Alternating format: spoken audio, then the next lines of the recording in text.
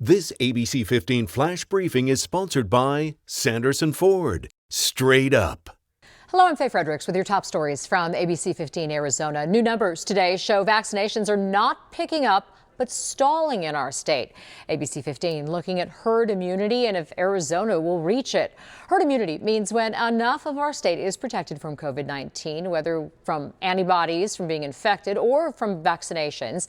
ABC 15 going through the Department of Health's vaccination data, looking at first dose vaccinations. Right now, we're doing around 85,000 vaccines a week. So if we stay at that number each week, 75% of Arizonans would have their first dose of a vaccine shot by August 23rd, which is the first step on the road to herd immunity and will help Arizona return to normal, likely without masks, being in congregate settings and back to pre-pandemic life. ABC 15 data analyst Garrett Archer says this can all change, though, depending on a number of factors. These numbers will change over time. So very soon, the vaccines will be approved for 12 to 15-year-olds. That will impact the number of people that are eligible for the vaccine, as well as when the FDA converts the vaccines from an emergency use authorization to a full authorization. That will have a big impact on the number of people that are willing to go and get a vaccine. The Department of Health Services says there's no reason why Arizona can't reach herd immunity, and they'll continue working with county partners on vaccinating Arizonans. Meanwhile, the Navajo Nation is celebrating a vaccination milestone. Officials there say more than 100,000 residents are now considered fully vaccinated. It's more than half of the estimated 173,000 people who live on that tribal land. President Jonathan Nez says he wants to reach 75% vaccination before visitors are allowed back on tribal land. The ongoing election audit prompting death threats towards Secretary of State Katie Hobbs. We sent you a breaking news alert after learning DPS troopers are now assigned to protect Hobbs and her family. Hobbs has been challenging the integrity of the companies involved in this latest audit. That's led to threats of violence and intimidation. This week, her office received multiple calls from a phone number listed in Hawaii, all of them threatening her life. The climate that we're in right now really sucks. That we have got, the discourse is so bad that we can't even get past what people believe is the truth to what is actual fact. Governor Ducey's office issued a statement saying we take threats of violence very seriously. They're unacceptable.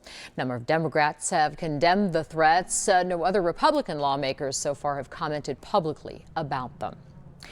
It's not the rebound economists were hoping for. 1 million new jobs were expected, but the nation is well short. Employers added just 266,000 jobs in April.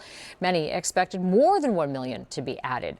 Unemployment actually ticked up to 6.1%, and we're still millions of jobs short of pre-pandemic levels. Still, there is some optimism with 4 straight months of job gains and many Americans ready to spend this summer. Now you have a lot of pent-up demand. People skipped out on vacations last summer. Now they've got, plenty of cash. The stock market's doing well. People are feeling good about their 401ks. Going in depth on Arizona, our current unemployment rate is still higher than pre-pandemic, but our growing tech industry is struggling to fill jobs. A new report from CompTIA estimates our state's tech industry generates nearly $35 billion in economic impact. And while other industries were crumbling amid the pandemic, the tech sector soared, ranking 8th in the nation for job gains as we added 2,500 jobs in 2020 with more growth expected through 2030. The research says we'll nearly triple those gains this year.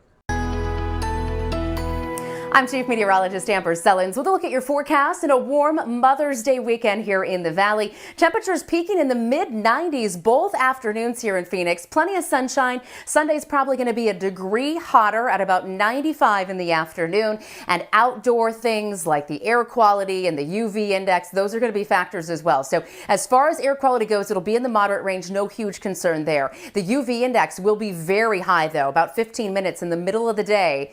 to be outside before the sunburn sets in. And that pollen count in the medium-high range too, so watch out for that, moms, if you're an allergy sufferer. There's a look at your forecast wind-wise. It's going to get breezy across most of Arizona through the weekend. Strongest winds across northern Arizona, but even some late afternoon breezes here in the Phoenix metro as well. We'll keep those breezes going into early next week, and the triple digits will be back by Thursday.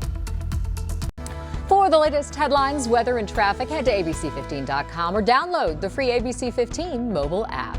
This ABC15 Flash Briefing is sponsored by Sanderson Ford. Straight up.